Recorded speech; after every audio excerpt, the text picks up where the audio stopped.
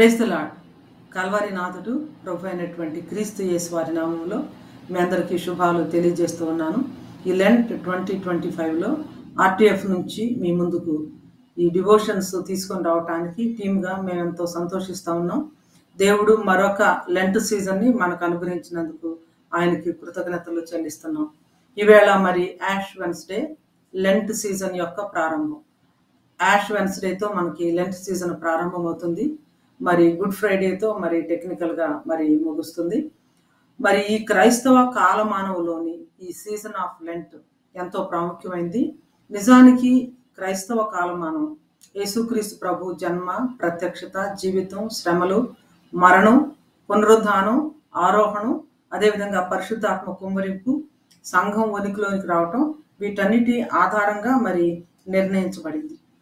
క్రైస్తవ కాలమానంలో ప్రతి సంవత్సరం కూడా మనలను దర్శించే లేదా మనం ఆచరించే సీజన్ ఏమిటి అంటే లెంట్. ఋతువులు ఒకదాని వెంబడి మరొకటి వచ్చి తమ పనులు ఏ విధంగా చేసుకొని వెళ్ళిపోతాయో అలాగే క్రైస్తవ కాలమానంలోని Advent, Christmas, Epiphany, Lent, Easter, పెంతెకోస్తు, త్రిత్వము అనే ఈ యొక్క కాలాలు, ఈ సీజన్స్, ఈ అపాయింటెడ్ టైమ్స్ కూడా ఏం చేస్తాయి అంటే అవి వచ్చి మనల్ని దర్శించి ఆయా కాలాల్లో, సమయాల్లో క్రైస్తవ విశ్వాసానికి సంబంధించినటువంటి అద్భుతమైన సత్యాలు మనం జ్ఞాపకం చేసుకోవాలని మనకు గుర్తు చేస్తాయి.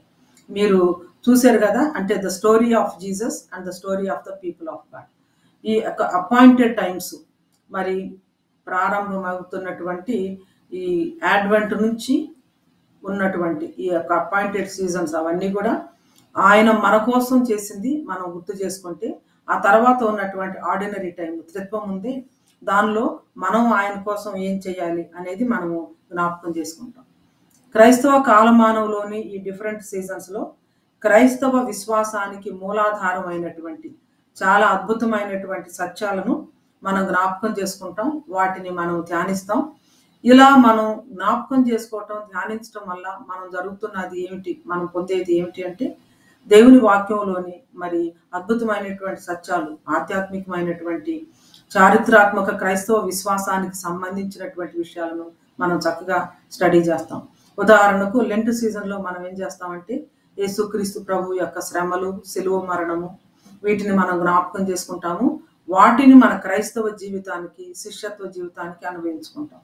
అలాగే ఈస్టర్ సీజన్లో మన శుభప్రద నిరీక్షణ అయినటువంటి యేసుక్రీస్తు ప్రభు వారి యొక్క ఆగమనాన్ని ఆపేక్షించడం కోసం మనల్ని మనము సిద్ధపరచుకుంటాం.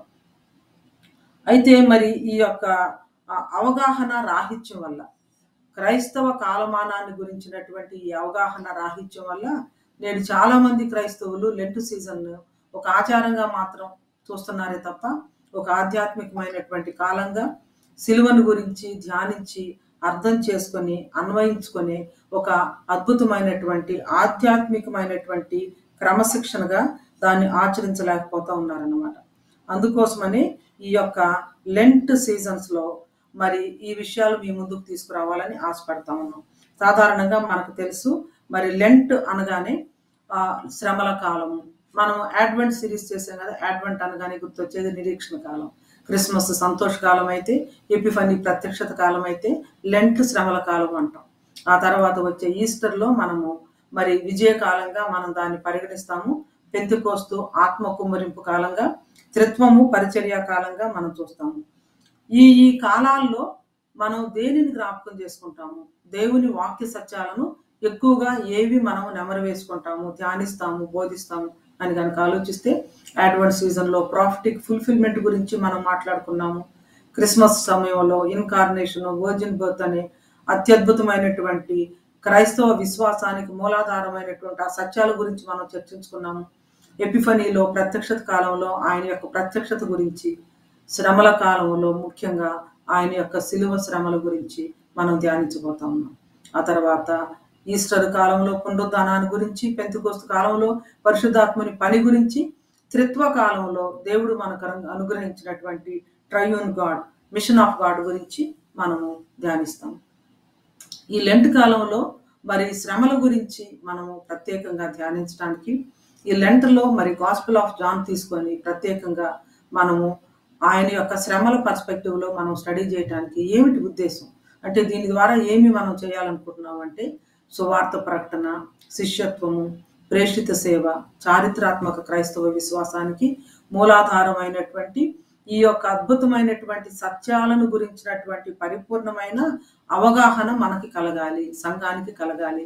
మన వ్యక్తిగత జీవితాల్లో, మన సంఘ జీవితాల్లో దీన్ని మనం చక్కగా అర్థం చేసుకోవాలి. ఇది ప్రాముఖ్యమైనటువంటి విషయం. మరి ఆర్టీఎఫ్గా ఈ లెంట్ డివోషన్స్ని ఇంత అంటే డివోషనల్గా ఇంత ప్రత్యేకమైనటువంటి ఉద్దేశంతో తీసుకొని చేయడానికి కూడా కారణం ఏమిటి అంటే అభివృద్ధి సువార్త కనుమరుగైపోతున్నటువంటి దినాల్లో సిలువ సువార్తను చాలా ఎక్కువగా ప్రకటించాలి. సిలువను గురించినటువంటి బోధనలు, సిలువను గురించినటువంటి ధ్యానాలు, సిలువను గురించినటువంటి ప్రసంగాలు, సిలువను గురించినటువంటి చర్చలు కూడా మరి ఎక్కువగా చేయబడాలి. మరి లెంట్ సీజన్ కంటే సిలువను గురించి మరి మనం చర్చించడానికి ఇంకా బెస్ట్ సీజన్ ఏముంటుంది కాదంటారా? మరి యాష్ వెన్స్డే నుంచి గుడ్ ఫ్రైడే వరకు మనం తీసుకునే ఈ 40 దినాల సిలువ ప్రయాణంలో 40 దినాలని ఎందుకంటున్నానంటే యాష్ వెన్స్డే నుంచి గుడ్ ఫ్రైడే వరకు మధ్యలో సండేస్ వస్తాయి. అంటే ఈచ్ సండే ఏ మినీ రిజరక్షన్ డే కాబట్టి సండే రోజున మనం లెంట్ ధ్యానాలను కలిగి ఉన్నాం.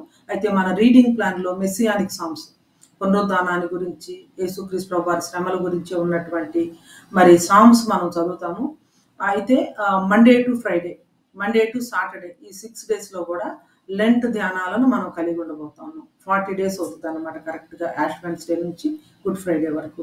ఈ సీజను మన ప్రార్థన ఏమిటంటే ఏ సీజన్ ఆఫ్ రిపెంటెన్స్గా ఉండాలని, ఏ సీజన్ ఆఫ్ రెన్యువల్గా ఉండాలని, ఏ సీజన్ ఆఫ్ రీజువినేటింగ్గా ఉండాలని, అంతేకాకుండా రీడెడికేట్ చేసుకోవటానికి, సిలువ సువార్తకు, సిలువ శిష్యత్వానికి మనల్ని మనం మరలా అప్పగించుకోవటానికి ఇది ఒక చక్కని ప్రేరణగా ఉండాలనేది మా ఆశ, కోరిక, ప్రార్థన. మరి ఈ సీజన్ యొక్క అంటే ఈ సంవత్సరం 2025 లెంట్ డివోషన్స్ యొక్క ప్రత్యేకత ఏమిటంటే మనము ఒకే ఒక్క సువార్తలో నుంచి ఈ 40 రోజులు మనం లెంట్ డివోషన్స్ అని కలిగి ఉండబోతా ఉన్నాం. యోహాను సువార్తలో నుంచి ఇదిగో దేవుని గొర్రెపిల్ల అనే ఒక అద్భుతమైనటువంటి అంశంతో మనము టీం అంతా కూడా లెంట్ డివోషన్స్ మీ ముందుకు తీసుకురావటానికి మరి సిద్ధంగా ఉన్నారు. దీనికి బ్యాక్గ్రౌండ్ ఒకటే చెప్పాలి. మనకి 2nd నేషనల్ కాన్ఫరెన్స్ నవంబర్లో జరిగింది కదా, నోయింగ్ అండ్ షోయింగ్ గాడ్ అనే థీమ్తో. ఆ టైంలో knowing and sowing God through the gospels మనం చేసినప్పుడు మత్తయి, మార్కు, లూకా సువార్తల్ని జస్ట్ మెన్షన్ చేసి యోహాను సువార్తనే ప్రధానంగా తీసుకొని దానిలో కూడా 3 ప్యాసేజెస్ మాత్రమే మనం తీసుకున్నాం అనమాట. అప్పుడు కొంతమంది ఏమి ఎక్స్ప్రెస్ చేశారంటే యోహాను సువార్త మొత్తాన్ని కూడా మరి కవర్ చేస్తే బాగుండేది కదా అని. ఉన్నటువంటి లిమిటెడ్ టైంలో యోహాను సువార్త మొత్తాన్ని కూడా కవర్ చేయలేకపోయాం కాబట్టి మేబీ ఈ లెంట్ డివోషన్స్లో యోహాను సువార్త నుంచి తీసుకుంటే బుక్ మొత్తాన్ని కూడా కవర్ చేయొచ్చు. అదేవిధంగా మరి సువార్తల్లో ఉన్నటువంటి దేవుని గొర్రెపిల్ల, యేసుక్రీస్తు దేవుని గొర్రెపిల్ల అన్నటువంటి ఆ సారాంశాన్ని మరి మన వీక్షకులందరూ కూడా గ్రహించగలిగేటట్లుగా చేస్తే బాగుంటుంది అన్నటువంటి ఆలోచనతో యోహాను సువార్త నుంచి ఈ డివోషన్స్ దేవుని గొర్రెపిల్ల అనే అంశంతో తీసుకొని రావటం జరిగింది. ప్రభు రాకడ ఆలస్యం అయితే రానున్నటువంటి సంవత్సరాల్లో Lent through Mark, Lent through Matthew, Lent through Luke ఇలా మనము సిరీస్ లాగా చేసుకుందాము. అలాగే మరి సువార్తల్లో నుంచి యేసుక్రీస్తు ప్రభు యొక్క శ్రమలను చాలా మరి నిశితంగా మనము పరిశీలన చేస్తాము. ఇది మన వ్యక్తిగత జీవితాలకు, సంఘ జీవితాలకు ఎంతో ఉపయోగకరంగా ఉంటుందని చెప్పేసి నేను భావిస్తూ ఉన్నాను. యోహాను సువార్తలో నుంచి యేసు దేవుని గొర్రెపిల్ల అనే అంశంతో మనం ఈ లెంట్ ధ్యానాలను కలిగి ఉండబోతున్నాం కదా. గొర్రెపిల్ల అనగానే మనకు గుర్తొచ్చే విషయం ఏంటంటే యేసుక్రీస్తు ప్రభు వారు జగదుత్పత్తికి ముందుగానే వధించబడిన దేవుని గొర్రెపిల్ల, వధించబడినట్లుండిన దేవుని గొర్రెపిల్ల, జగదుత్పత్తి తర్వాత ఆయన వాగ్దానం చేయబడిన గొర్రెపిల్ల. ఎందుకంటే దేవుడు వాగ్దానం చేశాడు. పాత నిబంధనలో ఆయన పస్కా బలి పశువుగా ప్రత్యక్షపరచబడిన గొర్రెపిల్ల, నూతన నిబంధనలో ఆయన కల్వరి కొండ మీద వధనొందిన గొర్రెపిల్ల, వధించబడినట్లుండిన గొర్రెపిల్ల, ప్రత్యక్షపరచబడిన గొర్రెపిల్ల, వాగ్దానము చేయబడిన గొర్రెపిల్ల, వధనొందిన గొర్రెపిల్ల. దేవుని గొర్రెపిల్ల అనే అంశం బిబ్లికల్ నెరేటివ్లో చాలా పెద్ద అంశం. So lamb of God is a big thing in the biblical narrative.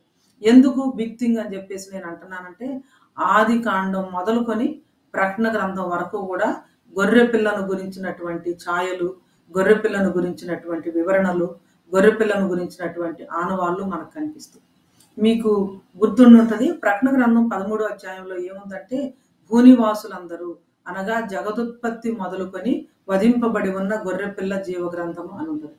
అంటే భూమి పునాదులు వేయబడక మునిపే, అంటే జగదుత్పత్తికి ముందే అని కూడా మనం తీసుకోవచ్చు ఈ ట్రాన్స్లేషన్ని. జగదుత్పత్తికి ముందే వధించబడిన గొర్రెపిల్ల ఉంది.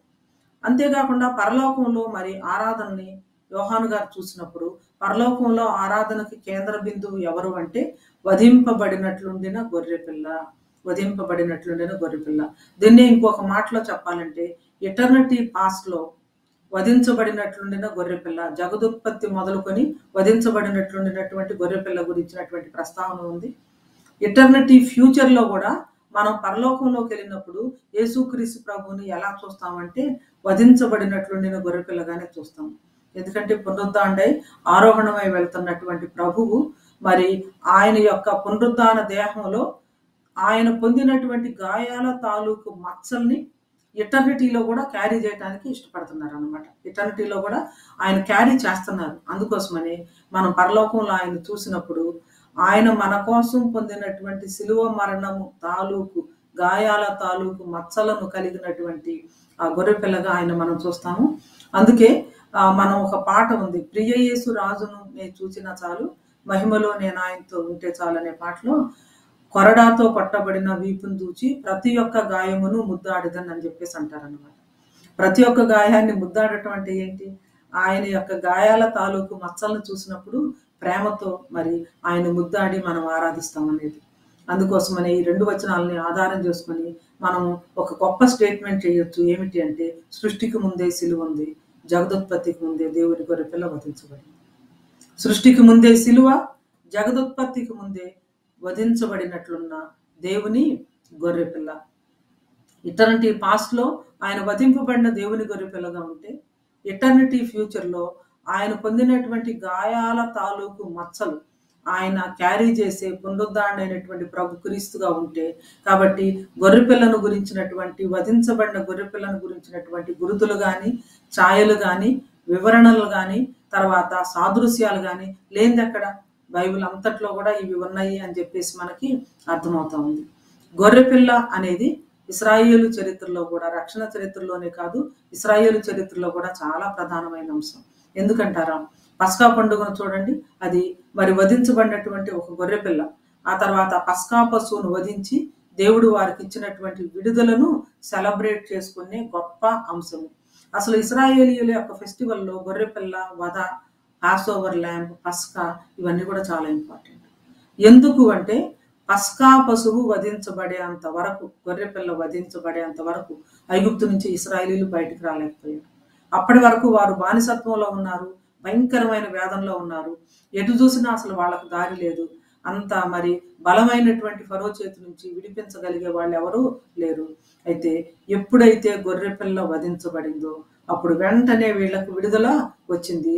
గొర్రెపిల్ల వధించబడేంత వరకు కూడా ఐగుప్తులో నుంచి వాళ్ళు బయటకు రాలేకపోయారు. అయితే ఒకసారి గొర్రెపిల్ల వధించబడిన తర్వాత ఇక వాళ్ళు ఐగుప్తులో కూడా ఉండలేకపోయారు. ఏం చేశారంటే ఐగుప్తీయులు వారిని తరివేసేసారు, తోలి వేసేసారు. మీరు వెళ్ళండి వెళ్ళండి, వెళ్ళిపోండి వెళ్ళిపోండి అని చెప్పేసి. అందుకోసమనే ఇశ్రాయేలు చరిత్రలో గొర్రెపిల్ల వధ, పాస్ ఓవర్ ల్యాంబ్ చాలా ప్రాముఖ్యత ఉంది. ఇశ్రాయేలీయుల యొక్క ప్రముఖ ఫెస్టివల్స్లో పాస్ ఓవర్ అనేది మరి వారి కోసం వధించబడినటువంటి గొర్రెపిల్ల, ఆ గొర్రెపిల్లను చూసి దాటి వెళ్ళినటువంటి మరణదూత, వారి యొక్క విడుదల, ఇవన్నీ గుర్తు చేసేగా ఉన్నాయి.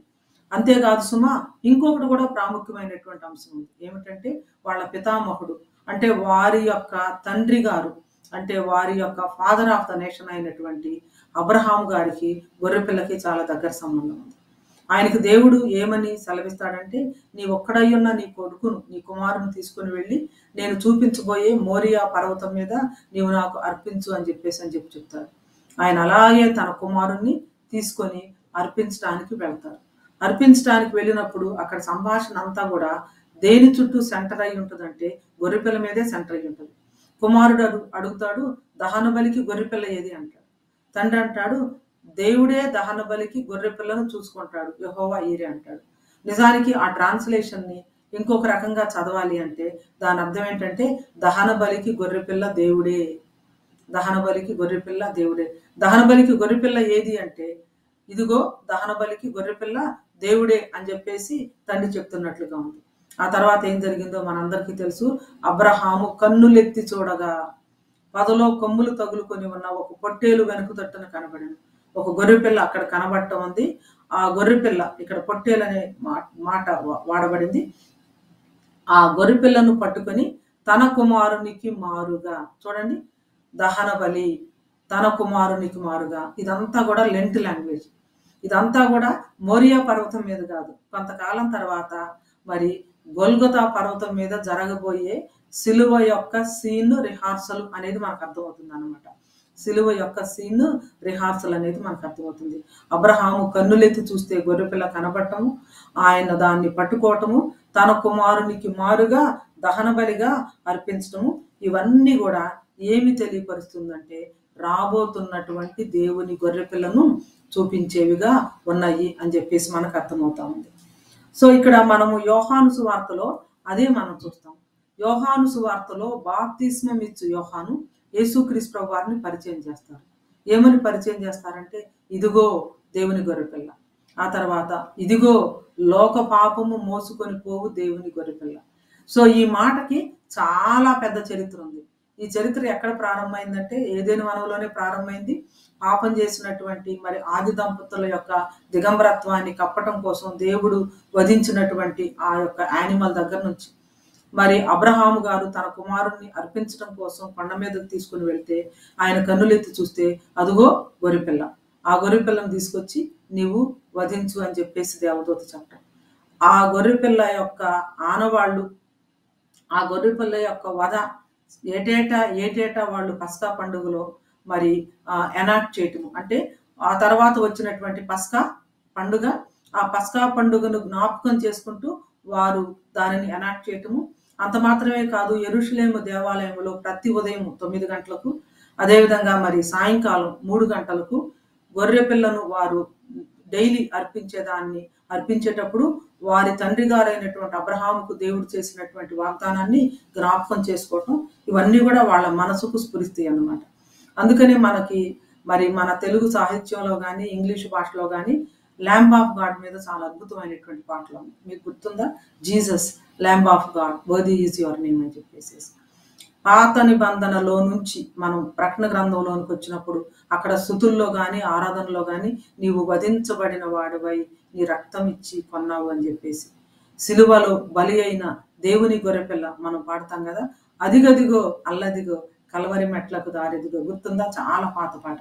నాకు అనిపిస్తుంది అదిగదిగో అంటున్నప్పుడు అక్కడ అబ్రహాముకు అదిగో పదలో గొర్రెపిల్ల చిక్కుకుంది, ఆ గొర్రెపిల్లను తీసుకొచ్చి నీ కుమారునికి బదులుగా అర్పించు అని చెప్పాడు. ఇంచుమించు 2000 సంవత్సరాలు అయిన తర్వాత యేసుక్రీస్తు వారు భూమి మీదకి వచ్చిన తర్వాత ఆయనకి ముందు ఉన్నటువంటి ఫోర్ రన్నర్ అయినటువంటి యోహాను గారు అంటున్నారు ఇదిగో దేవుని గొర్రెపిల్ల. దేవుడు ఆ రోజున ఏదైతే వాగ్దానం చేశాడో ఆయన ఈ రోజు నెరవేర్చడం కోసం తన కుమారుణ్ణి పంపించాడు. ఇదిగో దేవుని గొర్రెపిల్ల అని చెప్పడం మనం చూస్తాము. సరే, మరి యోహాను సువార్తలోనికి వద్దాం. ఎందుకంటే మన లెంట్ ధ్యానాలు యోహాను సువార్తను బేస్ చేసుకుని ఈ 40 days మనం చూడబోతూ ఉన్నాం. కాబట్టి సింపుల్గా యోహాను సువార్తను 4 మాటల్లో మనం వివరించాలంటే తొలి పలుకులు ఉన్నాయి. ఆ తొలి పలుకులన్నీ కూడా మరి ఈ యొక్క లాగాస్ అయినటువంటి ల్యాంబ్ అయినటువంటి గొర్రెపిల్ల అయినటువంటి వాక్యాన్ని గురించి. ఆ తర్వాత గొర్రెపిల్ల యొక్క సైన్స్ అని అంటాం, అంటే సైన్ మిరకల్స్ అని అంటాం. గొర్రెపిల్ల ఇచ్చినటువంటి గుర్తులు అంటే తాను ఎవరో అనేది ఇశ్రాయేలు తెలుసుకోవటం కోసం సూచక క్రియలు అని చెప్పేసి అంటాం అన్నమాట. ఆ తర్వాత పార్ట్ ఏంటంటే the ministry of the lamb of God. దీన్ని బుక్ ఆఫ్ సైన్స్ అంటారు, అంటే గురుతుల పుస్తకం. ఈ గురుతుల పుస్తకంలో ఏముంది అంటే ల్యాంబ్ ఆఫ్ గాడ్, దేవుని గొర్రెపిల్ల యొక్క పరిచర్య ఉంది. ఆ తర్వాత భాగంలో ఏముందంటే దేవుని గొర్రెపిల్ల యొక్క వధ ఉంది, అంటే pass over of the lamb of God. 1 నుంచి 12 అధ్యాయాల వరకు ఉన్నదేమో బుక్ ఆఫ్ సైన్స్ అయితే, ఆ తర్వాత ఉన్నటువంటి 13 నుంచి 20 వరకు ఏమిటంటే బుక్ ఆఫ్ గ్లోరీ. ఎందుకంటే అక్కడ ఆయన మహిమ పరచబడుతున్నాడు. యోహాను సువార్తలో మహిమపరచబడుట అనే దాన్ని మనం ఎలా అర్థం చేసుకోవాలంటే ఆయన మరణించుట అనే దాంతో ఈక్వేట్ చేసుకోవాలి. ఇంకనూ ఆయన మహిమపరచబడి ఉండలేదు అంటే అర్థం ఏంటంటే ఇంకనూ ఆయన మరణించలేదు అని చెప్పేసి అర్థం అనమాట. కాబట్టి నెక్స్ట్ పార్ట్ని మనం ఏమంటామంటే బుక్ ఆఫ్ గ్లోరీ అంటాము. అక్కడ గొర్రెపిల్ల యొక్క వధ మనం చూస్తాం. ఆ తర్వాత తుది పలుకుల్లో గొర్రెపిల్ల చెప్పినటువంటి గొర్రెపిల్ల యొక్క పోస్ట్ రిజరక్షన్ అపిరెన్సెస్ కాకుండా ఆ చివరి మాటలు కూడా మనం చూస్తాం అన్నమాట. కాబట్టి ప్రొలాగ్, ఆ తర్వాత ministry of the lamb of God and passover of the lamb of God and then the lamb of God is Lord. Lamb of God logos అని చెప్పి మనం చూస్తాము. ఆ తర్వాత ల్యాంబ్ ఆఫ్ గాడ్ లార్డ్ అని చెప్పి కూడా మనం చూస్తాము. ఈ యొక్క గురుతుల పుస్తకంలో కానీ, బుక్ ఆఫ్ సైన్స్లో కానీ, బుక్ ఆఫ్ గ్లోరీలో కానీ మనము రెండు అద్భుతమైనటువంటి విషయాలు మనం చూస్తాము. గురుతులు అన్నామే, వాటినే మనం సూచక క్రియలు అన్నామే. సూచక క్రియ లేదా ఒక మిరకల్ అనేది it is not just a miracle, sign miracles అంటారు అనమాట. సైన్ అంటే ఏంటంటే అది ఒక దాన్ని చూపిస్తుంది. మనం ఏదైనా ఒక హైవే మీద వెళ్తున్నప్పుడు సైన్స్ ఉంటాయి కదా, సైన్ పోస్టులు అంటారు అనమాట. ఆ సైన్ పోస్టులు ఏం తెలియపరుస్తుందంటే ముందేం రాబోతుందో అది చూపిస్తుంది. అలాగే యేసుక్రీస్తు ప్రభు వారు చేసినటువంటి 7 సూచక్రియలు కూడా ఒక ఉద్దేశంతో పర్పస్ఫుల్గా యేసు ఎవరో లోకానికి తెలియజేయటం కోసం యోహాను సువార్తికుడు ప్రత్యేకంగా ఎన్నుకొని ఒక్కొక్క సైన్ మిరకల్ ద్వారా ఆయన ఎవరు, ఆయన యొక్క ఐడెంటిటీ ఏంటి, ఈ విషయాన్ని చాలా స్పష్టంగా తెలియజేయడం జరిగింది. ఆ భాగాలు వచ్చినప్పుడు ఈ సైన్ మిరకల్స్ యొక్క విశిష్టత ఏంటి, అది యేసుక్రీస్తు ప్రభు వారి గురించి ఏమి తెలియజేస్తున్నాయి, రాబోతున్నటువంటి దాని గురించి ఏమి తెలియజేస్తున్నాయి అనేది మనం వివరంగా తెలుసుకుంటాం. అయితే ఈ సైన్ మిరకల్స్ ఏమిటంటే 2వ అధ్యాయంలో కానాలో మరి వివాహంలో నీళ్ళను ద్రాక్షారసంగా మార్చడం. 2వ సైన్ మిరకల్ సూచక్రియ ఏమిటంటే ఈ ప్రతి సూచక్రియ యోహాను గారు స్పష్టంగా రాస్తారు. ఈ మొదటి సూచక క్రియ చేసి తన మహిమను కనపరచను, ఈ 2వ సూచక్రియ ఆయన చేసి అని చెప్పేసి. 2వ సూచక్రియ ఏమిటంటే కపెర్నహూములో ఒక ప్రధాని కుమారుణ్ణి స్వస్థపరచడం. 3వ సూచక్రియ ఏమిటంటే యెరూషలేములో బెతెస్దా కోనేటి వద్ద వ్యాధిగ్రస్తుని 38 సంవత్సరాల నుంచి పడి ఉన్నటువంటి ఆయన్ని స్వస్థపరచడం. 4వది ఏమిటి అంటే 5 రొట్టెలు 2 చేపలతో 5,000 మందికి ఆహారాన్ని పంచిపెట్టడం. 4వది 5 రొట్టెలు 2 చేపలతో 5,000 మందికి ఆహారాన్ని పంచిపెట్టడం. 5వది ఏమిటంటే నీళ్ల మీద నడవటం. 6వది పుట్టుగుడ్డు గలవాన్ని ఆయన స్వస్థపరచడం. 7వది అద్భుతమైంది, మరి చనిపోయి 4 దినాలైన తర్వాత లాజరును సమాధిలో నుండి లేపడం. ఇవన్నీ కూడా ఆయన చేసినటువంటి క్లెయిమ్స్ తర్వాత మనం చూడబోతున్నాం. వాటిని సబ్స్టాన్షియేట్ చేసేవిగా ఉన్నాయి. అయితే ఆయన ఎవరు అన్నటువంటి విషయాన్ని మరి ఈ యొక్క సైన్ మిరకల్స్ తెలియజేసేగా కూడా ఉన్నాయి అన్నమాట. ఉదాహరణకు లాజరు సమాధి లేదా చనిపోయినటువంటి లాజరు తిరిగి లేవటం. దాన్ని మనం ఎలా అర్థం చేసుకోవాలంటే ఆయన తిరిగి లేవబోతా ఉన్నారు, దానికి ప్రిలిమినరీగా లాజరు సమాధిలో నుంచి లేపారు. 5 రొట్టెలు 2 చేపలతో 5 మంది ఆహారాన్ని ఆయన తృప్తిపరిచారు. తర్వాత అన్నారు నేనే జీవాహారాన్ని అన్నారు.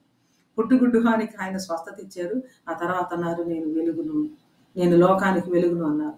ఈవెన్ లాజరు సమాధి దగ్గర కూడా ఆయన ఏమన్నారంటే నేను పునరుత్థానమును జీవమునై ఉన్నాను అని చెప్పేసి మనం చూస్తాము. ఈ నీళ్లను ద్రాక్షారసంగా మార్చడం కానీ, నీళ్ల మీద నడవటం కానీ, ఈ స్వస్థతలు కానీ ఇవన్నీ కూడా మెస్సియానిక్ మిరకల్స్. ఇవన్నీ కూడా మెస్సియానిక్ మిరకల్స్.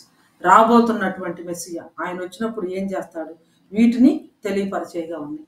అయితే మరి యేసుక్రీస్తు ప్రభు వారు ఆయన గురించి ఆయన చాలా స్పష్టంగా చెప్పుకున్నటువంటి 7 విషయాలు ఉన్నాయి. వీటినే మనం క్లెయిమ్స్ ఆఫ్ క్రైస్ట్ అని అంటాము, సవాళ్ళు అని కూడా అంటాము. యేసుక్రీస్తు ప్రభు సవాళ్ళు అని కూడా అంటాము. ఇవి చాలా ప్రాముఖ్యమైనవి. ఏమిటి ఈ సవాళ్ళు అంటే జీవాహారం నేనే అని చెప్పి చెప్తారు. నేను లోకానికి వెలుగును అంటారు, నేనే ద్వారాన్ని అంటారు, నేను గొర్రెలకు మంచి కాపరిని అంటారు, పునరుద్ధానమును జీవమును నేనే అని చెప్పేసి అన్నారు. అంతేకాకుండా నేనే మార్గం, నేనే సత్యం, నేనే జీవం అన్నారు. నేను నిజమైన ద్రాక్షావల్లిని. ఇవన్నీ కూడా మరి ప్రపంచంలో ఎవరు ఎప్పుడు ఈ విధమైనటువంటి క్లెయిమ్స్ చేయలేదు. ఒకవేళ ఇలాంటి క్లెయిమ్స్ చేసినా కూడా వాటిని వ్యాలిడేట్ చేసుకునే కెపాసిటీ కూడా ఎవరి దగ్గర లేదు. పునరుద్ధానం నేనే అని చెప్పినటువంటి ఆయన మరణించినటువంటి లాజరును ఏ విధంగా సమాధిలో నుంచి లేపారో మనం యోహాను సువార్తలో చూస్తాం అన్నమాట. సరే, ఇప్పుడు యోహాను సువార్తను మనము చదువుతూ ఉన్నప్పుడు ల్యాంబ్ ఆఫ్ గాడ్ అనే థీమ్తో మనం చదవబోతున్నాం కదా.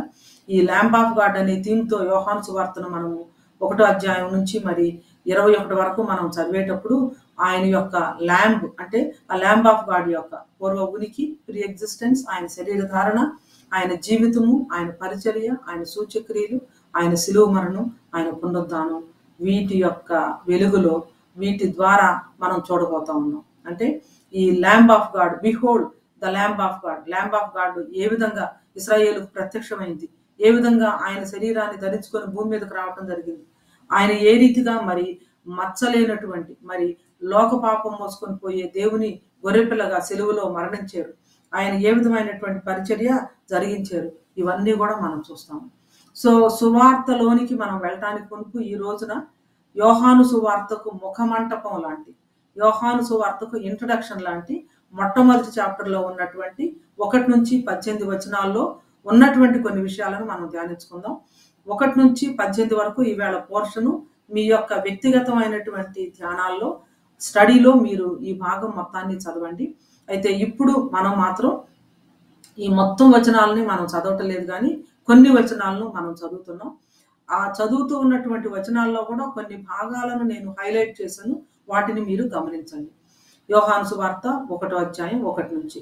ఆదియందు వాక్యం ఉండెను, వాక్యము దేవుని యొద్ద ఉండెను, వాక్యము దేవుడయ్యుండెను. ఆయన ఆదియందు దేవుని యొద్ద ఉండెను, సమస్తమును ఆయన మూలముగా కలిగెను, కలిగి ఉన్నదేదియు ఆయన లేకుండా కలుగలేదు.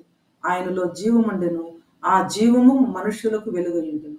ఆ వెలుగు చీకటిలో ప్రకాశించుచున్నది గాని చీకటి దానిని గ్రహింపకుండెను. చీకటి దానిని గ్రహింపకుండెను. తర్వాత వచనం కూడా మనం చూద్దాము. 14వ వచనం. ఆ వాక్యము శరీరధారి అయి కృపా సత్య సంపూర్ణుడుగా మన మధ్య నివసించెను. తండ్రి వలన కలిగిన అద్వితీయ కుమారుని మహిమ వలె మనము ఆయన మహిమను కనుగొంటిమి. 17వ వచనం 18వ వచనం చదువుదాము. ధర్మశాస్త్రము మోషే ద్వారా అనుగ్రహింపబడిను, కృపయు సత్యమును యేసుక్రీస్తు ద్వారా కలిగిన. ఎవడును ఎప్పుడైనను దేవుని చూడలేదు, తండ్రి రొమ్మున ఉన్న అద్వితీయ కుమారుడే ఆయన్ను బయలుపరచెను. ఇంతకుముందే మనం మాట్లాడుకున్నాం కదా, ఆ యోహాను సువార్త 1వ అధ్యాయము 1 నుంచి 18 వచనాలు చాలా కీలకమైనవి. సువార్త మొత్తం అర్థం చేసుకోవాలంటే మనము ఈ 18 వచనాలను కనుక బాగా చదివితే యోహాను సువార్త మొత్తం మనకు అర్థమవుతుంది. అంటే ఒక మాటలో చెప్పాలంటే యోహాను సువార్తలో ఉన్నటువంటి మిగిలిన అధ్యాయాల్లో ఉన్నటువంటి అంశాలన్నీ కూడా మనకి 1 నుంచి 18 వచనాల్లో మనం చూస్తాం. ఉదాహరణకు ఆది యందు దేవుడు భూమి ఆకాశములను సృజించెను అనేది ఆదికాండం 1లో ఉంది. ఆదికాండం 1-2 అధ్యాయాలు లేదా 3 అధ్యాయంలో ఉన్నటువంటి ఆ విషయాలు, 1-2 సృష్టిలో ఉన్నటువంటి ఈ విషయాలను చూస్తే ఆ next part of the scripture మొత్తాన్ని అర్థం చేసుకోవటానికి ఇది ఒక బేసిస్ లాగా ఎలా ఉంటుందో అలాగే ఆది యందు వాక్యం ఉండెను, వాక్యము దేవుని యొద్ద ఉండెను, వాక్యము దేవుడై ఉండెను. ఆ తర్వాత ఆ వాక్యానికి ఏమైంది, ఈ విషయాలన్నీ 18 వచనాల వరకు మనం కనుక చూస్తే ఒకదాని తర్వాత ఒకటి ఒక ముఖమంటపం లాంటి సువార్తకు దీనిలో ఉన్నటువంటి అంశాలన్నీ కూడా యోహాను సువార్తలో తర్వాత అధ్యాయాల్లో మనము చూస్తాము. దీనిలో ఉన్నటువంటి ఈ అంశాలే యేసుక్రీస్తు ప్రభు వారి యొక్క క్లెయిమ్స్ గా, ఆయన చేసినటువంటి అద్భుతమైనటువంటి మరి ఆ యొక్క క్లెయిమ్స్, ఆయన చేసినటువంటి మిరకల్స్ లో మరి ఇవి ఒక గొప్ప అంశాలుగా మనం చూస్తామన్నమాట. ఆయన కాన్వర్జేషన్స్ లో కానీ మరి ఆయన మీద అపోజిషన్ వచ్చినప్పుడు, ఆయన్ని ప్రశ్నించినప్పుడు ఆయన చెప్పినటువంటి సమాధానాలు కూడా వీటిల్లో నుంచి మనం చూడొచ్చు అన్నమాట. చూడండి, ఇక్కడ అద్భుతమైనటువంటి మాటలు కొన్ని ఉన్నాయి. మనం ల్యాంబ్ అంటే గ్రీక్ లో ఆమ్నాస్ అంటే ల్యాంబ్ అన్నమాట. గొర్రెపిల్ల అంటున్నాం కదా, ఈ గొర్రెపిల్ల ఎవరంటే వాక్యము. So the lamb was the logos, the amnos was the logos. అంటే ఈ గొర్రెపిల్ల ఎవరు అంటే వాక్యము. ఆ వాక్యము ఎవరు అంటే దేవుడు. అందుకని ఆది యందు వాక్యం ఉండెను, వాక్యము దేవుని యొద్ద ఉండెను, వాక్యము దేవుడై ఉండెను.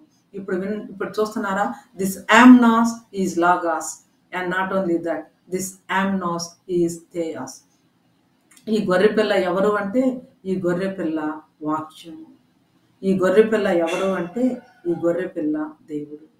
అంతేకాదు ఆయనలో జీవముండెను, ఆ జీవము మనుషులకు వెలుగై ఉండెను.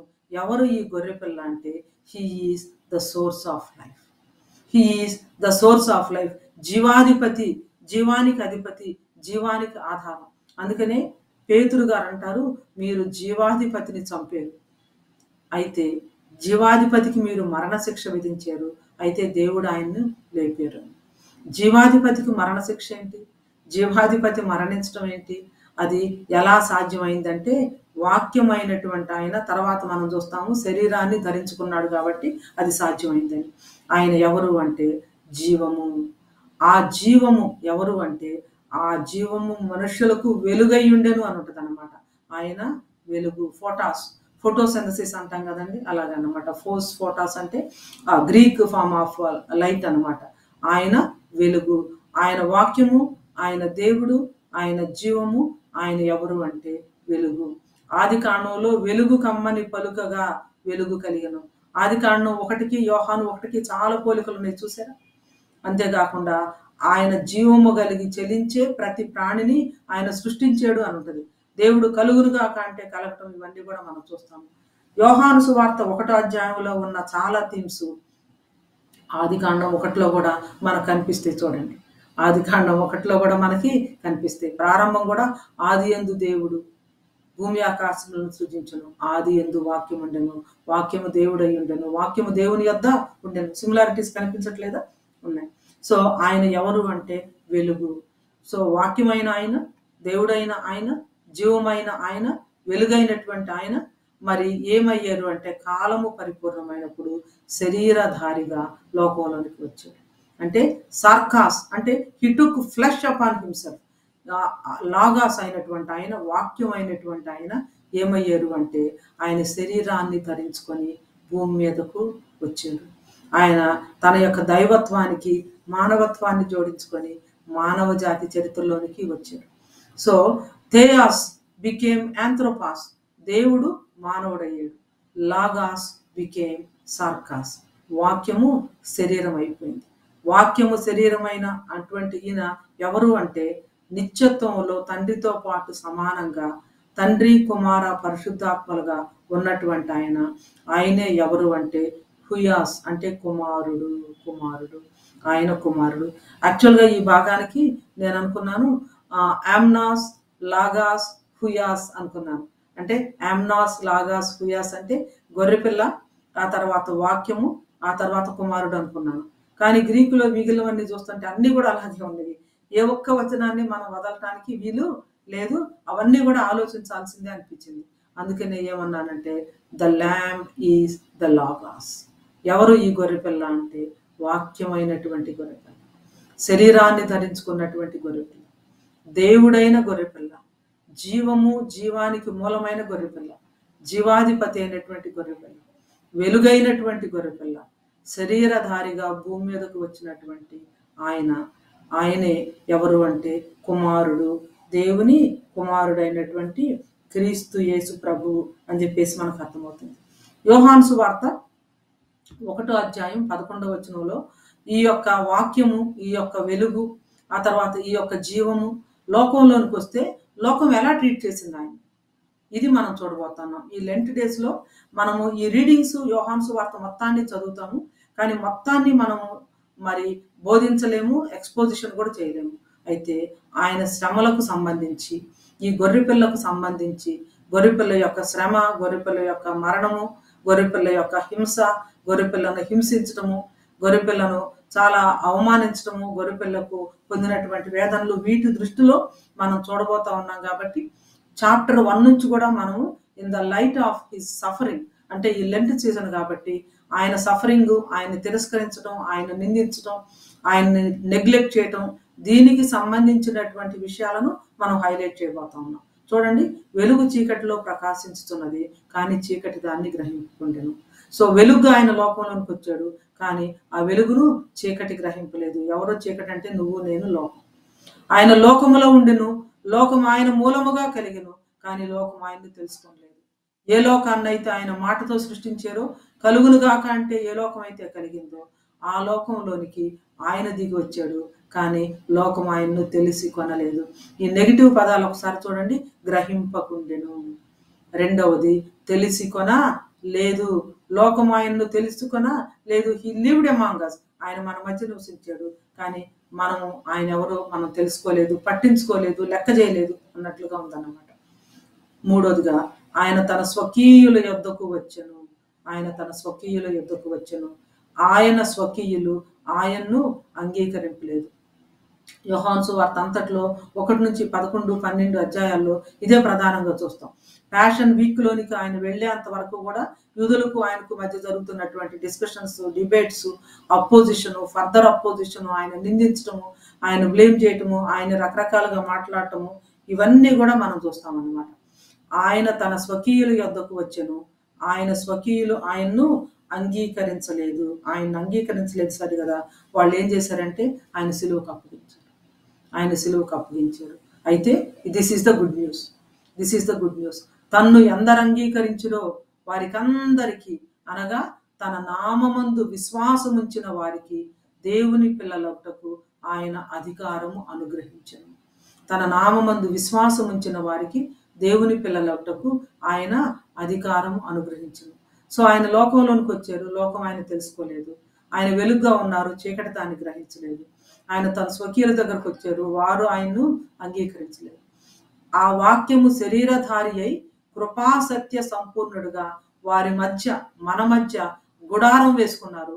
కానీ ఆ గుడారాన్ని మనం ఏం చేసామంటే ఆ పాళెము వెలుపల ఆయన తీసుకొని సిలువకు అప్పగించడం జరిగింది. గుడారం అనే మాట అద్భుతమైన మాట. గుడారం అనే మాట, ట్యాబర్నకిల్ అనే మాట పాత నిబంధనలో దేవుడు వాళ్ళ మధ్యను ఆయన నివాసం చేసినటువంటి ఆ మాట ఇక్కడ గ్రీకు టెక్స్ట్ లో వ్రాయబడింది. హీ ట్యాబర్నకిల్ అమాంగ్ us అని చెప్పేసి. అయితే వారు ఆయన అంగీకరించలేదు కాబట్టి ఒక నూతనమైనటువంటి టెంపుల్ మరలా ఉనికిలోనికి వచ్చింది. ఎవరంటే ఆయన్ను ఎవరు అంగీకరిస్తారో వారు ఎవరంటే ఆయన యొక్క నివాసము, ఆయన యొక్క పిల్లలు, ఆయన యొక్క దేవాలయం. చూడండి, పాత నిబంధనలో ప్రత్యక్ష గుడారాన్ని చూసాము. ఆ తర్వాత ప్రత్యక్ష గుడారం తర్వాత సొలొమోను కట్టిన దేవాలయాన్ని చూసాము. ఆ తర్వాత జెరుబ్బాబెలు కట్టిన దేవాలయాన్ని చూసాము. ఆ తర్వాత కాలం పరిపూర్ణప్పుడు ఆయనే దేవాలయంగా దిగొచ్చాడు. ఆ తర్వాత దేవాలయం అయినటువంటి ఆయన నిన్ను, నన్ను, మనల్ని ఆయన సంఘంగా, దేవాలయంగా ఆయన మనలను చేశారు. ఇప్పుడు ఆయన మన ఆరాధనకు పాత్రుడు, మనం ఆరాధికులు. ఆయన మన ఆరాధనకు పాత్రుడు. పరలోకంలో గొప్ప ఆరాధన జరుగుతూ ఉంది. ఆ ఆరాధన సెంట్రల్ అంటే కేంద్ర బిందువు ఎవరంటే వధించబడిన గొర్రెపిల్ల. ఆరాధనలో ప్రధానమైనటువంటి అంశం ఏంటంటే నీవు వధించబడిన వాడవై నీ రక్తం ఇచ్చి ప్రతి జనంలో, ప్రతి భాష మాట్లాడే వారిలో నీ కోసం ఒక ప్రజగా చేసుకున్నావు అని చెప్పేసి ఈ లెంట్ డివోషన్స్ లో గొర్రెపిల్ల గురించి మనం ధ్యానించడం మాత్రమే కాదు, పరలోకంలో కూడా వధించబడినట్లుండిన గొర్రెపిల్ల. He is going to be the centre of our worship, centre of our praise and thanksgiving. ఆయన్ని ఆరాధించే ఆ దినం కోసం మనం ఎదురు చూస్తూ ఉన్నాం, ఆరాధిస్తూ ఉన్నాం. ఇక్కడ ఒక దినాన ఆయన ఉన్నట్లుగా ఆయన్ని చూస్తాము. ఆ పరలోక సైన్యంతో, సమూహంతో, పరిశుద్ధులతో కలిసి మనం కూడా నిరంతరం ఆయన్ని ఆరాధిస్తాం. అందుకనే ఒక ఆయన అన్నారు, ప్రియ యేసు రాజును నేను చూచిన చాలు, మహిమలో నేను ఆయనతో ఉంటే చాలు. ఏమంటారంటే ముండ్ల మకుటం పైన తలను చూచి స్వర్ణ కిరీటం పెట్టి ఆనందిస్తాను. స్వర్ణ కిరీటం ఎక్కడి నుంచి వస్తుంది? మనం ఆయన కోసం పనిచేస్తే ఆయన ఇచ్చే కిరీటాలు కాబట్టి. ముండ్ల మకుటం పైన తలను చూచి స్వర్ణ కిరీటం పెట్టి ఆనందిస్తాను. కొరడాతో కొట్టబడిన వీపును చూచి ప్రతి ఒక్క గాయమును ముద్దాడేదని, ప్రతి ఒక్క గాయమును ముద్దాడేదని. అదే ఆరాధన, అదే ప్రేమ, అదే ఈ గొర్రెపిల్లైనటువంటి దేవునికి మనము అర్పించగలిగినటువంటి అర్పణ. ఈ లెంట్ సీజన్లో శిలువధారి అయినటువంటి యేసయ్యను జగదుత్పత్తికి ముందుగానే వధించబడిన దేవుని గొర్రెపిల్ల, జగదుత్పత్తి తర్వాత వాగ్దానం చేయబడిన గొర్రెపిల్ల, పాత నిబంధనలో ప్రత్యక్షపరచబడిన గొర్రెపిల్ల, కల్వరి కొండపై వదనందిన గొర్రెపిల్ల, పరలోకంలో ఆరాధనకు కేంద్ర బిందువు అయినటువంటి ఈ యొక్క గొర్రెపిల్ల. ఇటువంటి పాస్ట్లో మరి గొర్రెపిల్లను గురించినటువంటి, సృష్టికి ముందే సిలువ గొర్రెపిల్లను గురించినటువంటి విషయము, మరి ఇటర్నిటీ ఫ్యూచర్లో కూడా ఆయన వధించబడినటువంటి గాయాల తాలూకు మచ్చలు, వీటన్నిటిని జ్ఞాపకం చేసుకొని సువార్తలో గుండా వధించబడినటువంటి దేవుని గొర్రెపిల్లగా ఆయన్ను మరి ధ్యానించబోతూ ఉన్నటువంటి మనకు ఆ గొర్రె పిల్లను ఆరాధించడానికి, ఆయన ఆరాధికులంగా మనం అవటానికి, ఆయన కుటుంబంలో సభ్యులుగా, ఆయన దేవాలయంగా, ఆయన యొక్క శరీరంగా ఉన్నటువంటి మనము ఇంకా ఆయన ఎరిగినటువంటి అనేకులను ఆ గొర్రెపిల్ల రక్తంలో, ఆ ఇమ్మానుయేలు రక్తంలో కడగబట్టడానికి ప్రేరేపించేదిగా, మనల్ని పురుకొల్పేదిగా ఉండాలని ఆశిస్తూ, కోరుకుంటూ, ప్రార్థన చేస్తూ ముగించుకుందాం. చిన్న ప్రార్థన చేసుకుందాం. ప్రియ ప్రభువా మా దేవ, మీకెన్నో వందనాలు. ఇదిగో దేవుని గొర్రెపిల్ల. ఆ రోజున తండ్రి అయినటువంటి అబ్రహాముకు మీరు చెప్పారు, అదిగో ఆ ఒక్క పొదలో కొమ్ములు చిక్కుకొని గొర్రెపిల్ల ఉంది, తీసుకొని వచ్చి నీ కుమారునికి ప్రతిగా అర్పించు అని. ఆ గొర్రెపిల్లను గురించిన ఛాయలు ఆయన పాత నిబంధన అంతట్లో కూడా మీరు మాకు ఎన్నో సార్లు మా కళ్ళ ఎదుట చూపించారు. గొర్రెపిల్లను పదే పదే పదే పదే ఇశ్రాయేలీయులు వధిస్తానే వచ్చారు, గుర్తు చేసుకుంటానే ఉన్నారు. కానీ అసలైనటువంటి పస్కా పశువు వధించబడటానికి వచ్చినప్పుడు వారు గ్రహించలేకపోయారు. యోహాను పరిచయం చేశాడు, ఇదిగో దేవుని గొర్రెపిల్ల అని. ఆ గొర్రెపిల్ల అయినటువంటి క్రీస్తు రక్తంలో మీరు మా పాపాలను కడిగినందుకు వందనాలు. ఈ ల్యాంబ్ నాయన లాగాస్ అయినందుకు, అంత మాత్రమే కాదు ఆయన దేవుడైనందుకు, ఆయన వాక్యంగా, దేవుడుగా, వెలుగుగా, సత్యంగా, మార్గంగా, జీవంగా, మరి జీవాహారంగా, మా యొక్క మరణాన్ని జయించినటువంటి పునరుద్ధానంగా మీరు ప్రత్యక్షీకరించినందుకు మీకు ఎన్నో వందనాలు, స్తుతులు, స్తోత్రాలు చెల్లిస్తున్నాను. ఈ లెంట్ సీజన్లో యోహాను సువార్తలో నుంచి ఆ యొక్క ప్రత్యక్షపరచబడినటువంటి ఆ దేవుని గొర్రెపిల్ల జీవితాన్ని గురించినటువంటి అనేక విషయాలు మేము తెలుసుకొని పోతూ ఉండగా మా హృదయాలను సిద్ధపరచమని, ఈ లెంట్ సీజన్ నాయన యోహాను సువార్త ద్వారా మేము చేసే ధ్యానాలు మా యొక్క ఆధ్యాత్మిక, వ్యక్తిగత, కుటుంబ, సంఘ, సామాజిక జీవితాలకు ఎంతో మేలుకరంగా, క్షేమకరంగా, అనేక మంది శిలువ సేవికులను, శిలువ సేవకులను తయారు చేయడానికి మీరు వాడుకోనమని వేడుకుంటూ, ఈ శిలువ చెంత గొర్రెపిల్ల అయినటువంటి క్రీస్తు చెంత మేము ప్రణమిల్లి నమస్కరించి, పూజించి, ఆరాధిస్తూ ఈ ఆరాధన, స్తుతి, పూజ క్రీస్తు యేసు నామంలో నీకే అర్పిస్తున్నాము తండ్రి. ఆమేన్.